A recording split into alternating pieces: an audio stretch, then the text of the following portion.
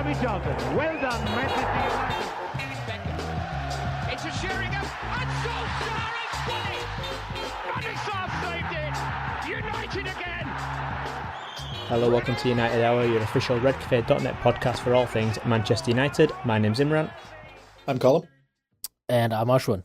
Yeah, and we're recording to you a day late, actually. We were going to get together after the Newcastle game, but I let Colm down, like most of his dates in his life. So that's my fault, but hopefully we've had time to reflect on yesterday's 3-1 win over Newcastle. So we'll be covering that game, and we'll be covering the Sociedad 4-0 game. But let's start yesterday. 3-1 at Old Trafford. Actually quite comfortable in the end when it maybe wasn't looking like it was going to be at half-time. Colm, a day on, what's your big takeaway from yesterday's game? I'm happy steadying the ship. I think the scoreline was slightly flattering, although I do think it was very much a game of two halves, one being absolutely abysmal and one being pretty good. So, at this point with a little wobble we've been on, a win's a win, and like we know it's a tough run of fixtures coming up, so that Newcastle game was really the only gimme that we have now throughout March. And we still struggled a little bit, but we got there in the end, so I'm happy enough. Yeah, and Ashwin, same question to you. And was the win the most important thing here? Yeah, I think just getting the 3 points. And, to be fair enough, like it didn't start off well, but for as uncomfortable as it was, they didn't really create that much, I didn't think. It was more just we weren't able to kind of progress the ball forward well enough and create chances. But the second half, I mean, once we scored, especially, it just seemed so comfortable for us. Like once we got 2-1, it was it seemed like there was no chance we were going to lose. So I mean, was it the most inspiring performance ever? No, but I mean, I think that like this season is just so weird that you just take the 3 points and move on, because we've seen this with every team other than City. Like Leicester look great right now, they had a stretch too where they were terrible. We've had stretches where we looked great, and then we have had stretches where we've looked awful. So I think the up and down is just kind of part of. It's just a very odd season, and condensed season. So not too worried about it. I do think that, I'm just happy that like it was just good to see. I thought Rashford was awesome, so I was just excited to watch him, to be honest, most of yesterday. Yeah, and we, I think Newcastle, I think the prospect of them scoring 2 goals, I think was far too much for them to handle, I think. Yeah. I mean, as soon as Joe Linton goes off, you think, well, thank God. Yeah, I mean, I reckon if Callum Wilson was playing, that might have been slightly different, but like their XG was 0.34, so they didn't even really deserve the goal they got, which was pretty much handed to them by us being able to defend a set piece in any way, shape or form for about 4 corners in a row, but you're always going to give them that one at Manchester United. It was weird because actually, like, De Gea seemed to make more saves than not Dubravka. Darlow. That's what I call him. That's it, Darlow, not Dubravka, Darlow. But they were all kind of long and they were straight at him and they were a bit fancy for the cameras kind of saves.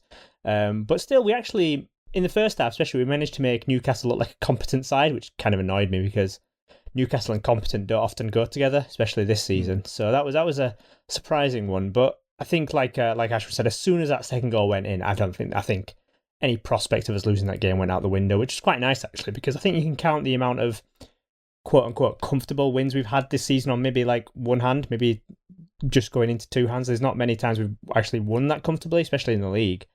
No, it's quite rare. You see a United side just kind of passing it about for the last 15 minutes with no pressure on them whatsoever. Normally it's something disastrous is just about to happen in the last 20 minutes. Yeah, like I think they just gave up and we just were passing it between. I think Matic and Maguire must have passed the ball each other about 10 times. But yeah, we'll start with Ashwin just gave Rashford a bit of praise, and he had a very good game yesterday, I thought. After he's a couple of hit and miss form I get from him, I guess. Some games getting a lot of stick, some games actually turning up, and one of the games was Sociedad actually, where he did play quite well and got a goal there, but he got a goal here as well. All his own work as well. Nutmeg in there, right back, and then putting it in at the near post. Rashford, here's a stat. Rashford yesterday, 4 nutmegs in one game, which puts him as the person with the most nutmegs in Europe this season. Now that's a stat. That's a stat you need. Colm, as our resident hater of goalkeepers, should Darlow have saved it? Yeah, probably. Although it is hit quite venomously, and also Rashford did something that he never really does, which is shoot early. So I guess Darlow was just waiting on him, checking back 8 times, and thought, "There's no way Marcus Rashford is going to hit this after beating one man once. You know, he has to at least beat him 3 or 4 times." So that might, I do think it was tough to get down to your kind of bottom left hand post. He probably should have went with his feet instead of his hands. Maybe I would say. Obviously, if it was De Gea, I would be slaughtering him, but because it's Darlow, I don't really care. But I thought it was a great bit of play. I really wish Rashford would do that slightly more, although yeah, I really should preface it by saying I think he's absolutely maintained his kind of breakout form from last year. I know people still get frustrated with him. I think that's because there's a huge burden on him alongside Bruno in our attack. With Martial being so off form, Cavani kind of not really doing much until he does something. And, the likes of all the other options not really featuring. So, I mean, I think that's him on 17 goals, 10 assists in all competitions, 18, so 28 goal contributions in something like 39 games this season, or 38 games. Few things from that. What a huge amount of games he's already played this season. And secondly, I mean, I think that's hugely respectable for a left winger. I know he is patchy and sometimes they come in fits and starts, but for me, and I know there was a lot of criticism the last few weeks, can't really remember the specific games, but I remember saying, at least he looks like he's gonna make something happen or trying to make something happen. He's running in behind now, which there's a lot of long ball going to him, which we didn't necessarily see before. I do think he over eggs the omelette a lot when he's got the ball out wide and he's running at players. There's times where I wish he'd just kind of beat them once and deliver the ball, and I think our strikers and other players would thank him for it as well. But like, that's a thing with wingers, you kind of have to let them off with a fair few, mishaps when they're trying to do things, but he is always trying and he is always doing things. And I mean, I think the goals and assists speak for themselves this season so far. I think it's exceptional numbers. Yeah, I mean, just to clean up those numbers, so it's 18 goals and 11 assists if you include like winning penalties as assists. And in minutes, in terms of like the top 15 producers in the top 5 leagues, there's only one player who's played more minutes than him. Do you want to guess who that is? Lukaku? Nope. Bruno Fernandes. Yeah, I was going to guess Bruno. My first thought was Harry Maguire, and then I thought, no, there's no way he could be the top of the assist leagues. I don't know. When Maguire's banged in 50 goals, then yeah, exactly. He will definitely be top. Anytime there's a stat about who's played the most minutes, I just think Maguire. It's Maguire. The answer is Maguire. And then you remember all those wonderful goals that he scored. All those headers, yeah. Yeah, no. Ashwin Rashford, I mean, you were very impressed with his performance yesterday. Do we need to just keep him on the left now? Really, as opposed to keep. I know we moved to the right for. He needs to. He should be. But he has earned the right to play in his his preferred position because he's producing. If you just look at if you compare him to Sadio Mane this season, Mane's played 22 matches just in the league, 7 goals, 3 assists. Raheem Sterling for City, 23 matches, 9 goals, 5 assists. Rashford is on 9 goals, 6 assists in 25 matches. I just honestly get annoyed when people talk about his form is patchy because it's bullshit. You compare him to any non-Messi, Mbappe, Ronaldo level, winger, like wide attacker. Haaland is now the other name that you need to. Obviously, he's not a wide attacker, but now that we're speaking about those players, yeah, and I'm just talking mostly about wide attackers. So when you compare him to those players, he's as good as Sterling, he's as good as Mane. I think especially what's making it impressive this year is last year he had 17 goals in the league, but we know that he was on penalty duties, which helped him kind of boost those figures, quote unquote, artificially. But this year he's not taking any of them, and he's actually earned a bunch. I would venture to guess he's probably earned the majority of our penalties in the league. I think he's only actually won 2, I think. Okay. So anyway, I mean, either way, it's just he's just been so good this year, and when he loses form, the reason it's noticeable is because nobody else is picking up the slack, right? It's just been him, and it's been Bruno, and actually surprisingly, it's been Pogba found a bit of form in terms of goal scoring anyway, and then McTominay has also chipped in with goals too. But when you're talking about the forward players, Martial has been terrible this season. Greenwood, better all around play, but still can't quite get into the goals. Cavani is, it's really weird because I would say that he's been good for us, but his goal scoring hasn't been anything prolific. No. And then it's what? Then it's Mata, who I don't even know if he scored this year or doubted. Well, it's Daniel James is what it is. Yeah, it's Daniel James. Right. But the one thing I would say about Rashford's kind of the perception that people have about him and these patchiness is that, yes, you're absolutely right. When you look at when you kind of step back and look at it, there is no patchiness. However, I do think, whether rightly or wrongly, something that colours people's opinion is his in-game patchiness, which sometimes there are still games where he is largely anonymous. I agree with you, it happens with all the good players. It's just an unrealistic standard. But even in games where he's playing well, there's just still that kind of sometimes flawed decision making and frustration, which I think some people get far too frustrated by, basically, and then they throw the head up and just say, oh, that's classic Rashford, he does that all the time. And actually, within that game, he'll probably have a goal or an assist, and long term, he'll have fantastic numbers. And again, as we all say, he is the one trying to make things happen. So I would point the finger almost everywhere else before it landed on him, He's one of our constantly players who constantly look dangerous. Maybe not constantly, but like often. Like, he'll get the ball and you think, oh, something might happen here. Even in games where he's not playing well, you think something might happen. And then he pulls out an assist or he pulls out a goal when he's not been playing well, and then that's it. What I would say Wolves as well... Game, the Wolves game is a perfect example of that, right? Like he did, there was nothing... I was so annoyed watching the entire team and him the entire match, but like, he has that mental fortitude to keep going and keep trying.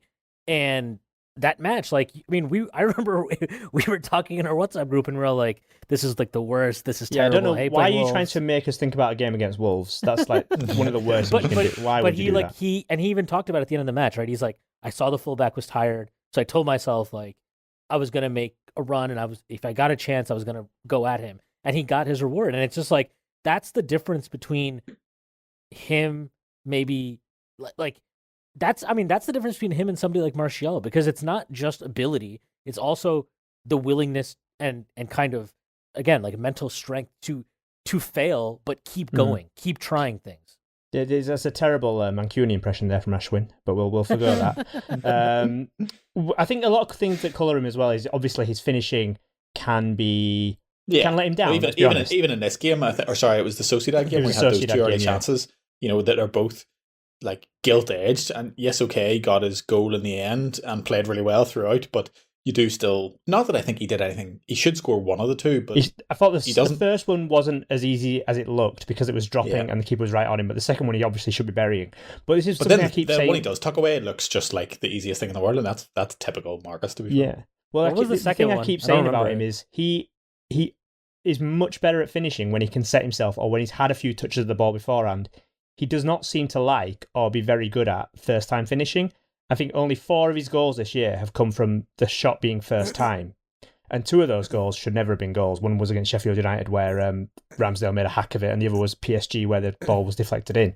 But the rest of his goals are all from his own setups, or his own taking a touch, or he's set himself, and that's where you can really strike a ball properly. So that's one thing I've really noticed with him. Both those chances against Sociedad, perfect example. He has to take them first time, and he's weirdly not an instinctive finisher, whereas a lot of people are. Like, if for Martial, you'd think if you want a chance to fall to him, you want it to be an instinctive one where he just has to slap at it. Because I feel like if he was running through on goal, he might miss at this point. But with Rashford, it's the complete opposite. So I thought that was quite interesting. I'm not sure Martial would ever even run through on goal at this point. So, well, you know what I mean. But yeah, I mean, his numbers they speak for themselves, and he will definitely beat his goal tally from last year. Almost certainly, and he was great today, as was Daniel James, who has come back into the side. I say come back into the side. Actually, he's like, anytime he has appeared, he appeared against Leeds, came on against Sheffield United. He actually is kind of contributing now, and I don't know whether that's because Ole's managed him better or he's just found a bit of confidence, but he was played against Sociedad. He had a really good game. He's got his goal at the end, much deserved, a nice little run, and then today he got the crucial goal, the second one. Call me happy to see James come back into the side. I mean, I have to be honest, I thought he would be the wrong choice for this game just because of how Newcastle would sit back, but what do I know? Yeah, I agreed. I did think he'd give us some worth in the press. In the end, he did, but we didn't really capitalise on that at any point. But actually, yes, he made an impact. I think it probably speaks to how bereft of ideas we are on the right and how poor other players have been. I thought Greenwood was very unfortunate to lose out to Martial, because I think, as Ashwin said earlier, in general, he's been extremely good, I think, this year, and particularly lately, and just hasn't kind of found that goal-scoring touch.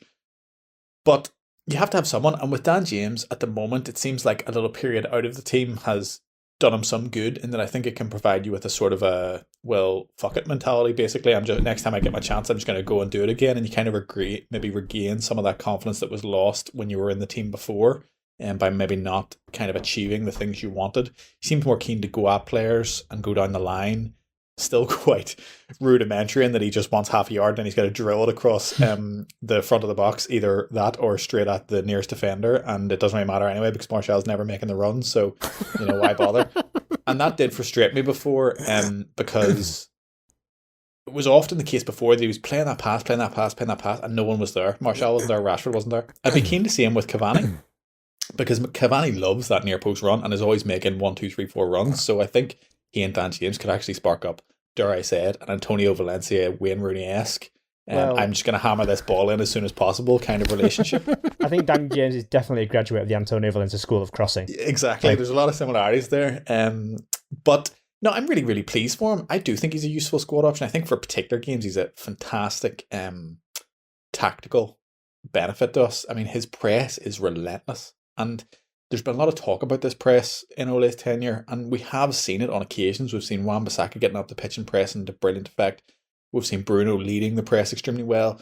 Rashford, Martial, I think, to greater and lesser degrees, let us down in the press somewhat, and I don't think Greenwood's particularly capable of it either. But Dan James, I mean, he lives for it. Like, it's unbelievable, and I do think it provides a lot of worth to us. But, got to go to disallowed and then scored one against Sociedad. Blistering breakaway pace on the counter that we've seen countless times, and just seems a little bit more composed. Thought he was nicely composed for the Newcastle goal as well, with Darlow kind of rushing out at him. He just kind of stuck the head down and concentrated on getting a good connection, and luckily I found the bottom corner. Not the most cultured finish in the world, but credit to him, and it's good to see because he's a lovely boy. Yeah, he's actually, I mean, his finishing has been quite reliable actually this season. Can't think of any chance he's had, he's kind of put it away. Even the offside, when he put that away, then when he went through on goal, you think he might square it, then he put it under the keeper's legs in the Sociedad game. And this one, just, as you said, just smashed it low and hard. Another assist for Bruno Fernandes as well. Obviously, a very visionary, insightful assist. Isn't that right, Ashwin? Yeah, I mean, it was, the thing is, without that touch, it probably doesn't get through to Dan James. So, well, it definitely doesn't. Yeah, it definitely doesn't. And it's like that's why you always need to be willing to make those runs into the box, right? Like he's always willing to gamble. Bruno, like he's always willing to gamble.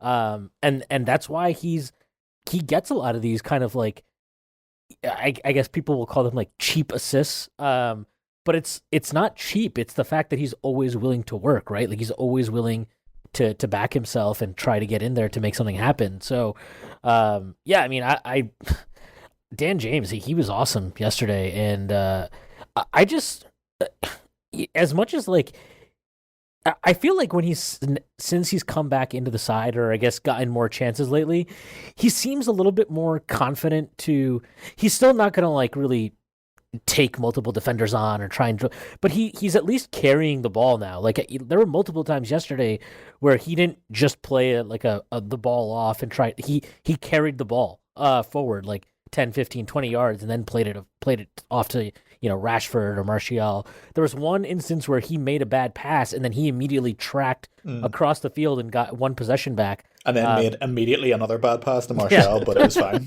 Yeah, but it's like he gives you, I mean, there's always a place for that. And I think right now, considering the fact that, if Martial's playing well, then it's a little bit different, but he's not. So, and when Martial's not playing well, it's not like he's giving you, anything. Yeah, he's not giving you a press. He's not doing any of that. So like, yeah, is Dan James is he the answer? Probably not. But in this moment, like he's providing you more on the right than, Martial would. He's also letting you then play Rashford on the left, which is obviously where he's better off.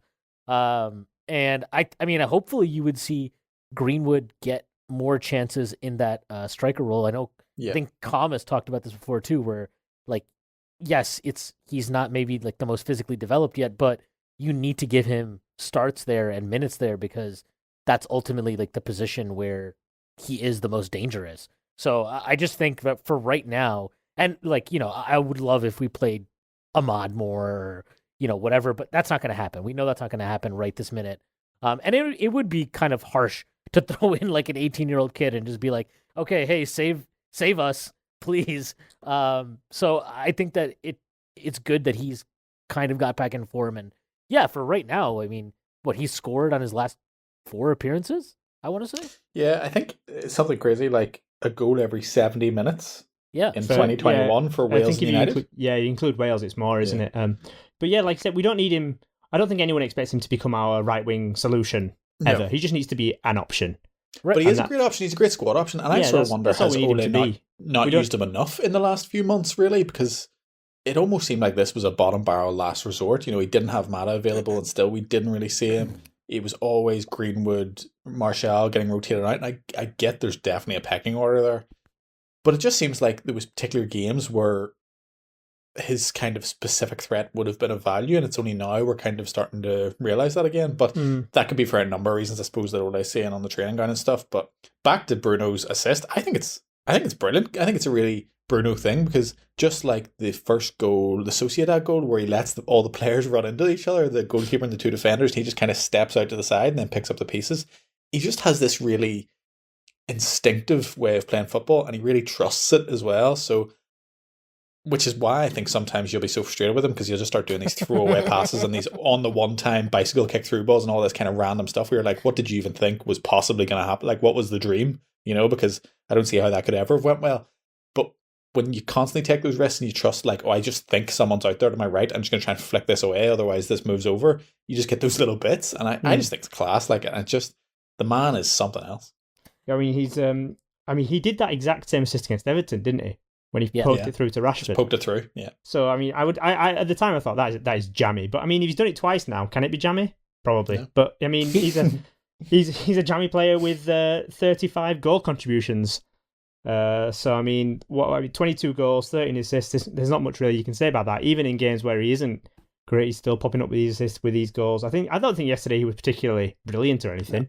He has this habit of, and it's really annoying when we're playing poorly, because like yesterday in the first half, right, we were struggling just to keep possession, and there were so many times in that first half where he would get the ball and then immediately tries to launch like a 60-yard pass over the entire, and you're just like, can you for once just calm down and help us keep possession? But I mean, that's just like, you have to live with that, because the numbers you just said speak for themselves, that like when you give him that freedom, he will produce, like he will get you goals, and it's frustrating at times, but you know, it's completely worth it with that type of production.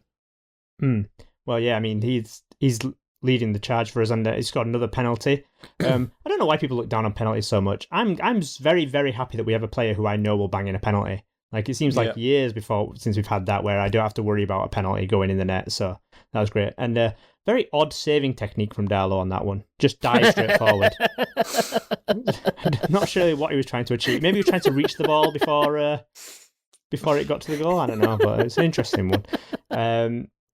So I think they're the plus points of our attack. I guess we should focus a bit on the not go too negative, but I mean, Martial again got his start, and I think at this point, I just don't see how we can really be affording him starts in games. Yes, you can say that there's no other options, but I mean, we do have Greenwood on the bench or anything really that other than Martial just kind of slugging himself around up front. It's kind of depressing to watch at this point. I think he had one good moment yesterday where he had a shot that was straight at the keeper, but other than that, he's not really contributing anything at the moment. It's kind of sad to see. I don't know about what do you think about that, Colm? Like, I mean, we say it every week. Even what more can you say? I mean, it's been a whole season long thing now. Even that moment, it just seemed like he snapped into action. Like someone played him a quick pass and he quickly beat a man and just hit like a pretty well driven shot. And unluckily, it was kind of straight down the keeper's throat. But it was just like the 10 seconds in the entire 90 minutes where he got out of this pace that he just plays football at and actually did something. And I often thought last year, and was often kind of saying, look, he has this goal tally last year, and I think possibly what that shows is that Martial needs players around him to put him in these positions and to constantly feed him the ball in these areas, and then he will come alive and do these brilliant things. I think he's getting that this season. I think he's getting chances, and I think, or at least he was, and now he's just not even making the runs to offer anything to his teammates to try and put him in those positions. I'm absolutely fed up. I really hope we move away from that. I hope Ole sees that and either starts promoting Greenwood much more consistently into positions that he would be affording Martial, think when Cavani gets back, it's not even an argument. And I think then in the summer, there's a big decision to make. And obviously, Martial will have a decision to make himself because he's not a bench player. He's not a sub. It didn't work on a Mourinho. It didn't really work.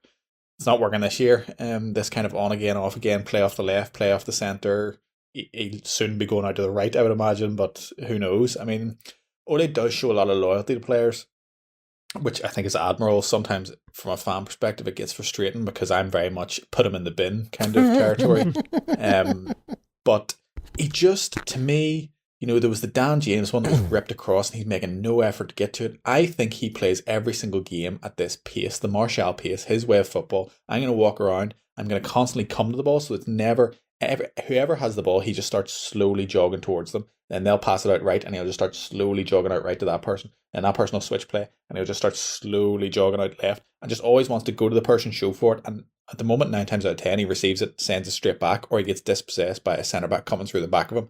And it's just nowhere near enough. There's no kind of dynamism in, spinning and moving in behind. There's no real effort when he does pick up the ball to keep it and roll a man or turn a man or dribble, which he can do. It just seems to be getting worse and worse and worse and worse and worse. And it's just this monotone of lethargy that kind of goes on for 90 minutes. And he might find himself in a good position, but even now, you just think the confidence is so low that he's not even going to take those chances. And all the balls and come into the box and all the second balls and all the things you have to be alert to and react to, he is miles off. Like, I can't even remember is it Isaac Hayden, the Newcastle centre back?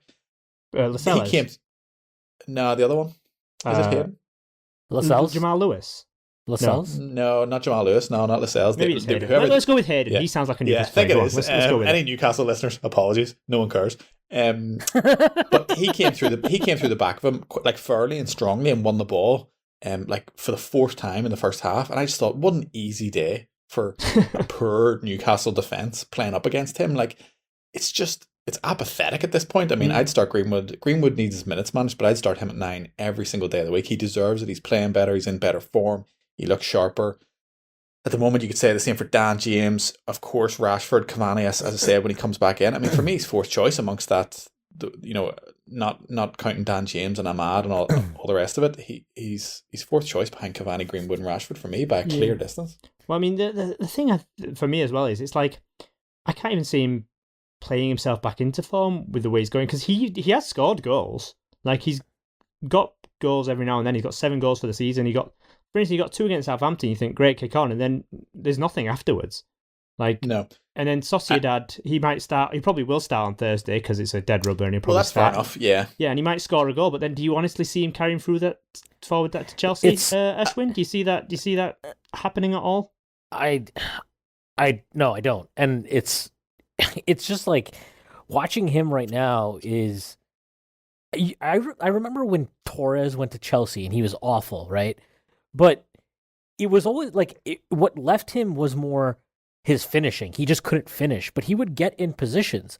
And with Martial right now, he's not even getting into positions. He's just like, he's not trying to go past. I don't remember the last time he really like drove at defenders and did anything with it. It's just not happening. He attempted 1 shot yesterday, I think, in the entire time he played. Like, how is that possible when you're playing Newcastle? Like, that's ridiculous. And it's like he's never been that's always been kind of the weird thing with him is he's been an efficient finisher, but he doesn't get enough volume. But I mean, it's gone to an entire new level. And then even when he gets chances, he hasn't been particularly efficient. So it's just like you don't see it. And then on top of that, his hold up play last year, I thought was really good, like really good. And now it's like, he gets into these positions to hold the ball up, and as soon as he feels any contact, he's so eager to just collapse on the ground and look at the ref like so aggrieved that he didn't get a decision. And he just doesn't deserve anything right now. He doesn't deserve to get decisions in his favor. He doesn't deserve chances to play himself back into form because he's not contributing. And like, if you can't score, right, then you feel like you would expect a player to be like, okay, well, I'm going to work double hard. Yeah. I'm going to try to do something to make my own luck. And he's not doing anything. So he's a complete I look at Timo Werner at Chelsea. He's had an Yeah. extremely difficult start to his Chelsea career. He's not in the goals in any way, shape, or form. And yet, every time you watch him, he is dynamic. He's making as many runs as he can. He's harassing players. He's linking up. And there's little issues, and I think system issues there that he doesn't seem to fit in. Is he's missed some absolutely gilt-edged chances, quite a stack of them, in fact. Whole YouTube videos worth. And that's unfortunate, but you just get the feeling like it will click at some point and everything will start going well for him. But with Martial, it just couldn't be more opposite. Yeah. Isn't the thing like usually right? You start worrying more if the player isn't even getting the chances, but like eventually you figure if you keep getting into positions, that will change. So like with Werner, right? Like you said, he's always working and he's always getting into those positions. So you figure eventually he'll hit a patch of form. But with Martial, it's like who the hell knows what's going on with him? And to be fair, like I mean, it's such a stark drop off from last year that I have to wonder if it's like, like we found out with Lingard, right, where he had all this stuff going on off the pitch that was affecting him and whatnot. Like maybe there is something going on. I don't know, but all I know is United cannot afford to play. Like you're basically playing a man down right now when he's on the pitch, and it's you can't do that. Yeah. The other thing I would say is when we punted him out, he played left wing there against, I think it was West Brom just before the Sociedad game. Yeah. And Rashford was moved out to the right, and Luke Shaw for the first kind of 70 or 80 minutes looked awful, and just had not awful, but not his usual fantastic self that he has been this season. I think that in a large part is because it's awful to play behind Martial at left wing. So that's not even a solution to say. Not that anyone thinks that Rashford should be displaced for that, but if that's something Ole is going to kind of keep doing just to get him on the pitch to try and get him those good performances and those good goals, I don't think it suits anyone really. Yeah. So Martial not so efficient, but I'll tell you what is efficient, and that's our sponsor for today's show, Manscaped. How'd you like that segue, guys? Strong. Yeah, thank you. I'd go give myself a 5 out of 10 for that one. Yes, Manscaped offering precision tools for your family jewels, and they are the best in men's grooming below the belt and indeed above the belt. Yes, their performance package is the best buy of 2021, and it comes with a new and improved lawnmower weed whacker, ear and nose hair trimmer. Have you ever noticed how nasty nose and ear hair can be? In fact, 79% of partners polled admitted that long nose hair is a major turn-off, so you might as well use the best tools to do the job. I know I have massive nose hair, so I can't wait to get to use my weed whacker. So you can get the Weed Whacker and all other range of tools from manscaped.com with 20% off and free shipping if you use the code UnitedHour. Yes, that's 20% off and free shipping with the code UnitedHour. Get on manscaped.com and get ordering and support the pod. Yeah, so back to the game. Matic, a lot of people picked him out for praise, especially on Match of the Day. They were singing his praises a little bit. It's interesting with Matic. He's kind of coming in for these one-off games and asked to do a bit of a job, but you never really expect him to have a run in the team, which is, I think, fair enough for his age and his standing in the side. Colm, this was obviously a good game for Matic to come into. How do you think he did? Yeah, I mean, Matic is a funny one in that he's such a competent player. He's such a safe pair of hands. He's so cultured in the way he moves the ball around. I think normally gives you a great kind of control in the middle, even though I think now defensively is a slight liability. Is really strength comes in reading the game and also just maintaining possession, because I do think when he isn't there to immediately snuff out a chance and he has to move basically at all, you will struggle. In this game, I did think he was quite poor in the first half. I thought both him and Fred were really a big part of the problem in terms of Newcastle being able to kind of keep us pinned in for large swathes, and we really were totally unable to play out from the back. And I really thought that was largely due to both Fred and Matic being a bit shy in terms of showing for the ball and progressing it out, which I do think is an issue with that particular partnership. I don't think it's a great partnership by any stretch of the imagination. However, second half, I thought he was excellent. I thought, as in general as a team, I thought we were very nervy and just poor in the first half, and all that kind of flipped in the second half. We came out with a lot more confidence. As Ashwin says, as soon as we got the second goal, Newcastle knew they were beaten. But even before that, I felt, and particularly Matic, was just reading the game a lot better and controlling the ball a lot better, and he was just his passing really started to kind of let go, and he was really dictating from that midfield point, and I thought from there he was just kind of bossing the whole game. So it's a funny one. You don't really want to spend too many minutes on him, essentially, because he is ebbing towards the end of his career, and we do have other players there that we want to grow into that position. I think McTominay has come on a lot this year. Fred, I think, has been consistently very decent, if even though he's not maybe hit the heights that he did at some points last year. I think he's had a better bottom level, shall we say. And then we're all waiting on Pogba to come back, but Manich is such a handy player to have, but it is kind of time stamped, I suppose. But he was brilliant in that second half yesterday, and I think if you get the right partner beside him, he can do a lot of good for you. But he's not the holding midfielder he was, in that I think you will always be susceptible to the breaks and the counter attacks, and possibly also not maybe having as much showing when you have the ball at the back. Yeah, I thought out of the two of him and Fred, I thought he was the better one. But Fred did give me my game highlight, which was, of course, another Fred right foot shot. God, there's nothing. Actually referenced by Ole in a post match interview a few weeks ago, and still he felt that was the best option. And the thing about this is, see, at Shakhtar, I know there's a YouTube compilation for everything, but it seemed like he was A, pretty good at free kicks, and B, pretty good at either left footed or right footed curlers from outside the box. It can't be right footed, because the best thing about Fred is that in his mind, he is the best at shooting the ball in the world, I think. I think there's very few, in his mind, there's very few peers to him shooting. So just whenever I get to see him line up one on his right foot, I think I'm in for a treat, and he gave us another one yesterday. Just a delight. We did unfortunately concede in this game. From a set piece again. At some point, you think the management might turn to each other and think, these set plays are kind of affecting us here. Maybe we want to sort this out, but we'll see when that happens. But Ashwin, just anything any point of blame you want to put on this one, or is it just another our set piece defending is shocking? Our set piece defending is shocking, but there seems to be it does feel like there's a pattern now where we even when we win the first, because we won the first ball, right? Maguire wins the first ball. And actually there was a set piece even before the goal they scored, where it might have been a corner where, I don't know who it was, maybe Maguire, Lindelof, whoever, won the first ball, and then it goes out to the edge of the box. And we have 4 defenders right around the 6-yard box. And they're just watching Shelvey, who I think is he gets a touch and then he goes to line it up. And then finally they run out, somebody gets a deflection, and then De Gea actually ends up having to save it again. But it's the second ball. We're if you watch their goal again, so I don't know who was marking Saint Maximin. It wasn't. I think it was Martial, but all of them. So Martial and Wan-Bissaka, whoever he was marking, they both go to the ball, as does Maguire.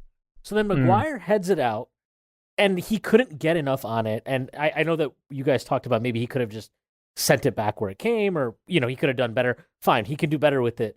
But when he heads it forward, then all of a sudden there's 3 guys in the same area, and then that leaves Saint Maximin completely unmarked, and he gets all the time in the day to just line up this volley. And it wasn't an easy chance, but it's a chance that probably should have never happened. But if it's something that I've noticed constantly is even when we win the first ball, we don't get out to the edge of the box to challenge a shot or win the second ball. I think City in the League Cup, the second goal they scored was off of something almost exactly similar to that, where McTominay headed it out and then Fernandinho's at the edge of the box, and it's a very good finish. If it was just a one-off thing where Fernandinho scores and something like that, you don't think anything of it. But it seems like this is a thing that we constantly see, that even when we do win the initial ball into the box, we're not able to get out. And I think Con mentioned it earlier on the pod, but there was that sequence where it seemed like they had 3 or 4 straight corners. It's ridiculous. I have no idea what to say at this point, because it's before it was, in-swinging corners are a big problem. But then you see Newcastle yesterday, they weren't putting in in-swing corners. They were playing it short and then kind of playing it in from there. It seemed like they were trying to get us to come out a little bit to create more space between the defensive line and De Gea. But that's what they did. And then, then you concede a goal like you did against Everton at the end. It's just, it's not just one type of set piece now at this point. Yeah. That is a problem. It's all kinds, and it's just bananas. I have no idea what is going on with it, but you cannot win the titles that you want to win defending set pieces like this. And I would imagine that we've now conceded double digits in the league from set pieces, which is, I don't even know what to say about that. Yeah, I think you're right. There's a lot of ball watching goes on whenever we defend a set play. kind of criminal stuff. And then I did think Harry Maguire could have done better with his header, but then I kind of don't want to really criticise him too much because he's literally the only person in our team who's going to head the bloody ball anyway. No one else is going to go do it, so I think he probably could put it out of play. But yeah, someone's got to pick up that second ball. Someone's got to be marking. It's just being switched on. I feel like we're not switched on at these corners at all as a team, as a unit. It just doesn't seem like we defend them together. It's very haphazard and it's got to be sorted out. More than that corner itself, I find the series of corners before it more offensive because the corner itself, I think I agree, Harry Maguire can put it out, but I think your desire when you're striving to get the ball is always to head it out, and I don't think it's an awful header. I think he's stretching for it. I think the players behind him can give him a shout. He doesn't actually have to head it, and they can head it away much better. But Wan-Bissaka and Martial probably two of the worst headers in our team, so and not vocal either. And the quietest people on the team, probably. Exactly. So you're not really ever going to get that shout. I think once he heads it, when players are defending a set piece, I can understand why Martial and Wan-Bissaka both go back because you just want to be involved. And if it's not a cert that Maguire's going to head that ball, it's not obvious. He has to kind of stretch and lean for it. So I don't think it's the worst thing. And once the strikers kind of stayed out and you've gone in, it's not really that you've done the wrong thing because you're kind of responding to the current threat. But then when the ball falls, as Ashwin says, you then have to bust it to get out. And I don't think that was really possible. And it was a bit of an odd goal as well, a bit of a fluke one where he digs it into the ground and it finds its way to the roof of the net. But literally the 3 minutes before that goal was just constant Newcastle pressure around corners and set pieces and us not being able to accurately clear our lines and kind of have any kind of composure in terms of playing out and even putting ourselves under pressure from goal kicks and things like that. And to me, that's the bigger sin because that's the bit we can kind of control that has less kind of fluke and chance element to it as a corner or a set piece kind of does. I mean, I think we now are level with Fulham for goals conceded. And I'm sure Ashwin's right that we probably have double digits and one of the highest level of goals conceded from set pieces. So like it is a huge issue, and I agree. I think Maguire's kind of the one there. Obviously Luke Shaw's amazing, best left backer in the league / world, so it's not his fault either. But the other two, those spots are up for grabs as far as I'm concerned. But I think it's a structural. I think it's a whole team shape thing as well. It's clearly. I don't think you can say it's Lindelof's fault because he's a weak. No. There's certain things that happen in games where Lindelof gets isolated, and you say, "Yep, that's what you get with Lindelof." Sometimes you get all these good things, but you also get that frailty one-on-one. But in situations like that, where it's all about organisation and about being dug in and having to kind of play out well, that comes down to literally the entire team and the coaching. I don't think that's like necessarily a personnel issue, other than the fact that, as you say, we don't have great ball winners apart from Maguire.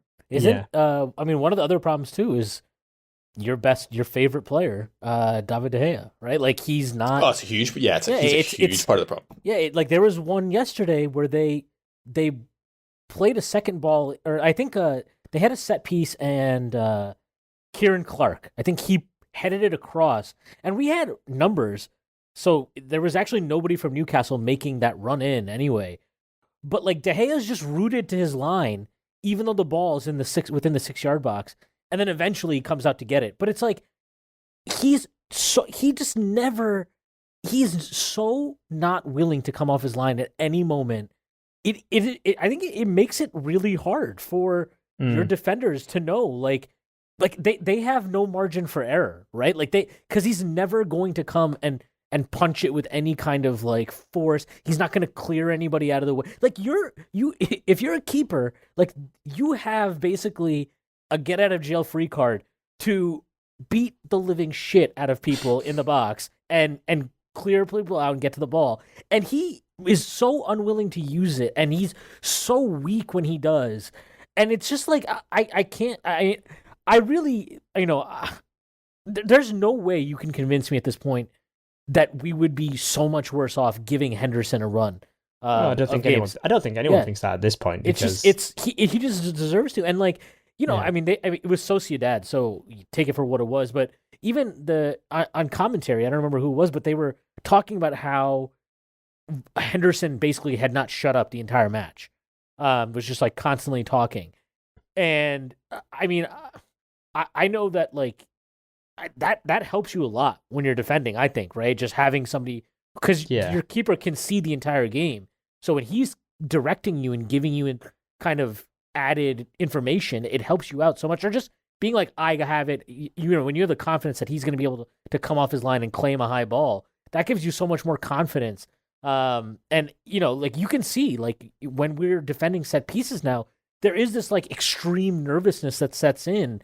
And even like when we have a chance to clear it, it's almost like we can never get a good clearance because it's such a so I think it's antsy. I think it's become like its kind of own self-fulfilling prophecy thing, and that we're so conscious of it and aware of it, hyper conscious, that everything you do is done with an added nervousness or not the kind of confidence that you need to just deal with the situation. And I think in that sense, this issue might exist after De Gea as well. I think it's so ingrained in how we play, and I think our style of defending is all centered around trying to relieve that pressure, that it'll be hard to shift away from that when a different goalkeeper is even in place. I think it's really, really difficult. Obviously, there's reports today that Henderson's potentially going to look for a move in the summer if he's not guaranteed the number 1 spot next year, and I think he's absolutely correct to do that, because it must be discouraging to watch a keeper perform in such a low bracket in terms of the goal. These are facts, actually, in terms of the statistical output, which I'm sure Manchester United have access to that kind of data in the Premier League, and make visible mistakes and cause us to play in a certain way.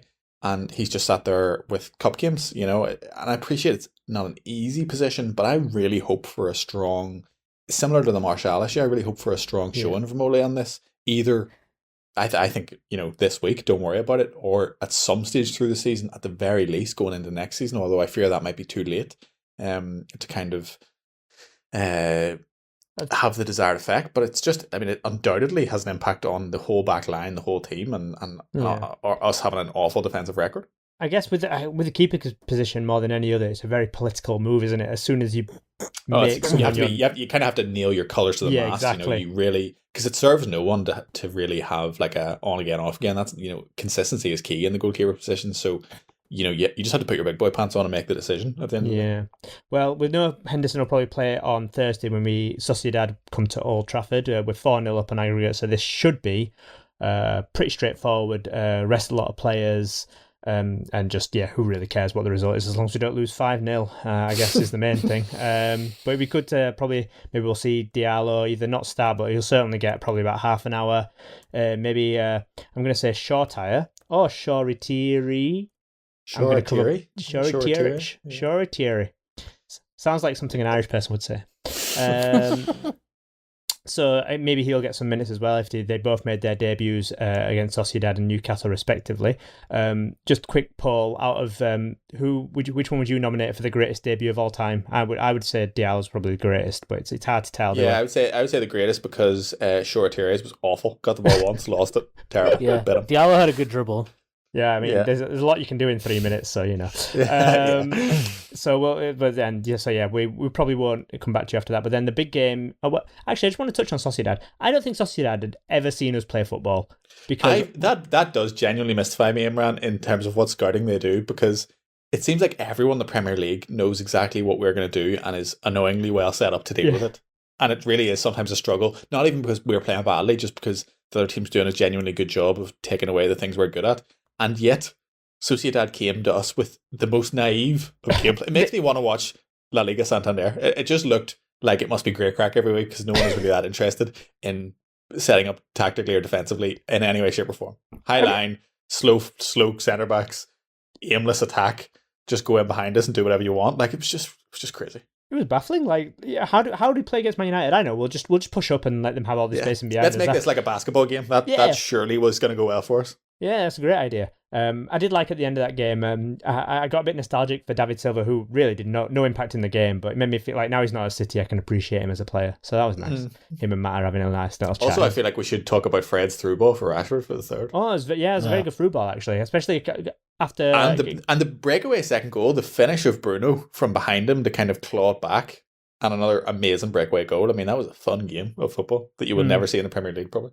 No, I'm going to be honest. I've completely forgotten about Bruno's second goal, so I was hoping no one would bring it up because I genuinely I cannot remember it. It's like a breakaway goal, and then Dan James takes a touch, and Bruno might be offside. Dan James isn't passing it, but he just touches it, and then Bruno runs onto it and finds the corner, even though the ball was about 4 yards behind him when he hit it. It was unbelievable. James's visionary assist. Yes, that's what I remember it for.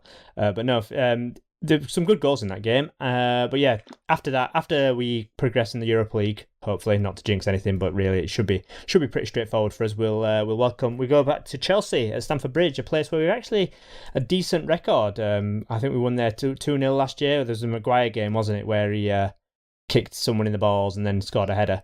So it's actually a good hunting ground for us. But I mean, we come back to it again. I think any time on the podcast with you, Colm, I think we talk about our top six not being very good against them. Yeah. And the last Chelsea game was dire. Tough to watch. Yeah. I mean, it was dire. That was the 0-0 at Old Trafford. So I mean, it's I'm tempted, especially with what's his face, what's the manager? Tuchel now there and kind of working on Chelsea being more organised, and I can see this being another 0-0 yet again. I really can. I mean, they're looking like 5 at the back as their way going forward, and whilst I think they've 4 wins and a draw since he came in, they haven't exactly been fantastic on the eye. They look much more efficient than bit of German efficiency than they do pleasing on the eye. So, and also they're the team that gives me most concerns for kind of catching us up and stuff like that.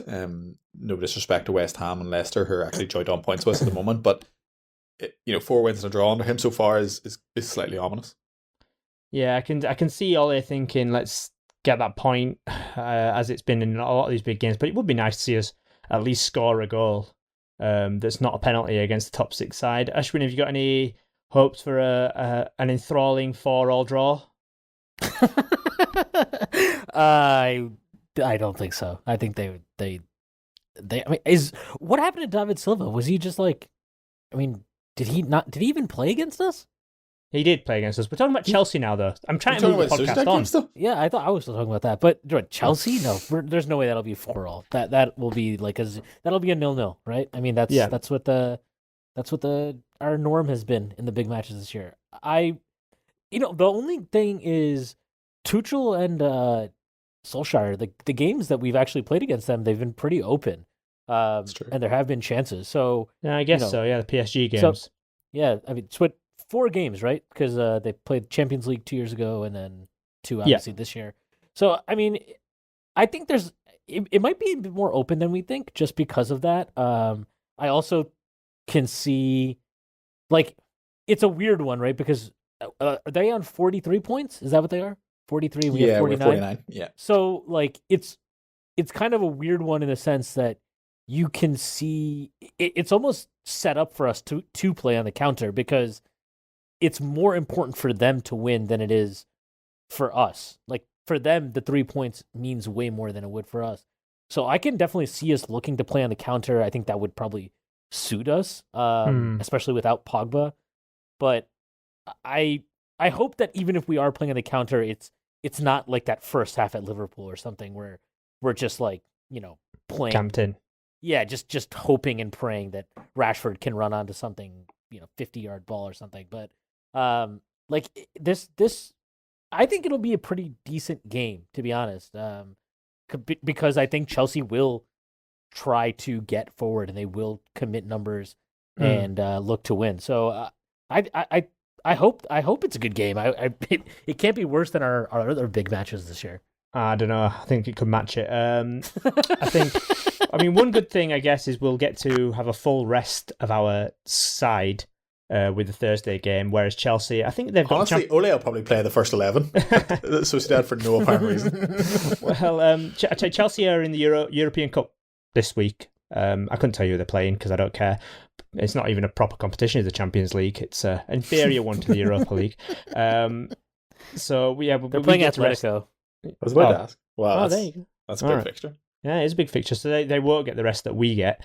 But Colm, I know you wanted to touch on our squad depth at the moment, because I was having this thought the other week when we played West Brom, actually, and we had 4 defenders on the bench, and it's just like, how did someone get so weak? Yeah, exactly. It just seems like Pogba got injured, McTominay, but I feel like there was, a point in the early part of the season where we were all just lauding how we had such a deep squad now, and how you really, okay, we never, ever want to buy a right winger, but it's not a problem. But everywhere else, you felt like we were doing pretty well, and then Bailly comes in with his customary injury. I mean, Pogba goes out, McTominay goes out, and suddenly it's pretty thin on the ground. And Fred Matic, as I said, not a natural partnership, so that doesn't look good. Even up front, you're talking, Cavani seems to pick up the odd niggly injury, and Martial so bereft confidence that he's basically like being injured that you just don't take him into the equation in any way, shape, or form. Yeah. So that squad depth now that I thought was a real positive, and something that meant that we should firmly be in the conversation for kind of first, second, third, along with Liverpool and City. I was fairly confident that those were the three best squads in the league.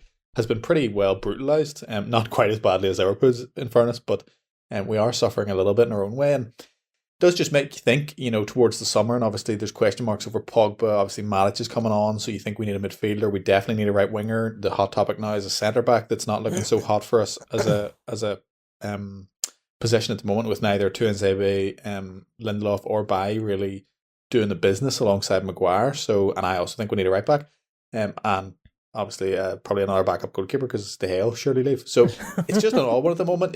Obviously you get this through every season, and probably this season particularly with the congestion around the fixtures, but it is just a bit of a struggle at the moment, and the options just aren't quite there, and it might mean we do see Diallo a little bit, and certainly a little bit more Dan James. If he keeps up this kind of form, then that's no bad thing, but it's just not quite as good as maybe we thought it was.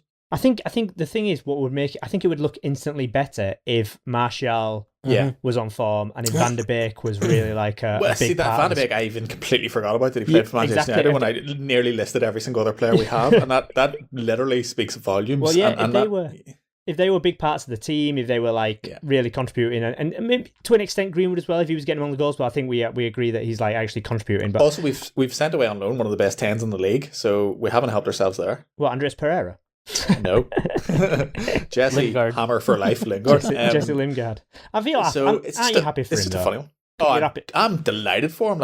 I'm West Ham are nearly my second team here. If they weren't so close to us, maybe they would be my second team. But it's making me slightly nervous that Jesse Lingard's going to finish above us in the Premier League this year. But no, I'm made up for him. I think it's brilliant. I think it's absolutely brilliant. I'm even a wee bit happy for Moyes. It's a very odd feeling, I have to say. Yeah. It'd be interesting to see what happens with Lingard in the summer, but that's for a bonus podcast that we will be bringing you onto our Patreons. This is where I'm going to plug our Patreon. Get signed up at United_hour. I think it is our Patreon. We're going to get some bonus content on Jesse Lingard. If that doesn't get you to sign up, what will? What will? Manscaped ads. Yeah. So, quick score prediction, Colm, first. Who cares about Sociedad? But for Sunday. Sociedad, we're going to win 2-1, and Sunday I think we might also win 2-1. That would be weird. Goals. Ashwin? 3-1 against Sociedad, and I'll go 2-1. 2-1 against Chelsea, we win. All right, I'll go 4-1 Sociedad win. I'm also going to say it's going to be a Luke Shaw masterclass. I'm going to go 0-0 next weekend because, they're the betting odds. Who would bet against that? Yeah. Right, and that leaves us just enough time for yet another edition of Imran's Stupid Game. A wonderful game of football, which Manchester United have won convincingly. But it was a breathtaking match, absolutely brilliant. Shocking. I am disgusted with it. Thought we'd escape this week. No, you have not. No, you have not. Right, this one's not that stupid. But it's something. It's called #career goals. Yes, career goals. So I will read off clues to a player based on their goals. And you, at any point, can buzz in with your name and give me a suggestion who it is. But so each player has 5 clues. You can only buzz in once per clue. That makes sense, I'm sure. So we'll start off. So if you wait till I say the clue, then you can give me an answer, who you think it is. Right, number 1. His first goal came against Stoke at Old Trafford in November 2008. Column. Go on. Berbatov. No, incorrect. I'm going to move on to the Is this was that first goal for United? Yes, these are all United players. Sorry, my bad. These are all United players. This is a United podcast, if you haven't known already. Yeah. Not the first goal in his career, just his first United career goal. It's both, actually, that one. There you go. There's a bit of a bonus clue. His last goal came away against West Brom in March 2014. No idea. Nobody buzzing in. No clue. He's third clue. He scored the second. This is obviously the same player. Yeah. I get that. Yeah. He scored the second goal of the game at the He scored the second goal of the game at the Etihad in the third round of the FA Cup in January 2012. Me. Colin. Colm, Ashwin. not me is not your name, Ashwin. Colm. Is it Ronaldo? It's not Ronaldo. Ashwin. Go on. Danny Welbeck. It is Danny Welbeck. Well done, Oh, Ashwin. well Well done. One of my favourite Danny Welbeck goals. He got like a weird looping like half Yeah, it was volley really good. on his spin turn kick against against Man City in a game we won 3-2. So yes, Ronaldo had left the club by 2012, hadn't he? And also was with us before 2008, surely. None of it made sense. Apart from both those things, well done. Next player. First goal was an equaliser against Southampton in December 1994. 1994. Yeah, do you want to guess a random player? I'm going to let Ashwin do that. All right. Cantona. It's incorrect. His last United goal was the opening goal against Everton in December 2004, which was actually a few days short of being exactly 10 years since his first goal. 2004. So he spent 10 years, over 10 years with us. His second goal, the next one. He scored the first goal of our Club World Cup adventure, a consolation against Vasco da Gama in January 2000. Ashwin. Go on. Phil Neville? No, it's a good guess, but incorrect. I have no clue. He scored the winner against Leeds United in a 3-2 win at Ellen Road in November 1998.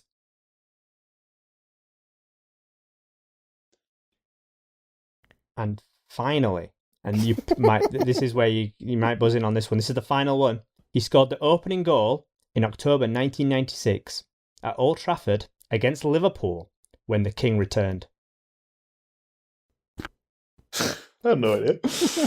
Don't know who scored the first goal on Eric Cantona's return? Eric Cantona assisted that goal as well. Was it? I have an excuse. Colin. Go on. Was it Pallister? It wasn't Pallister. Ashwin, you want to guess? It doesn't hurt, right?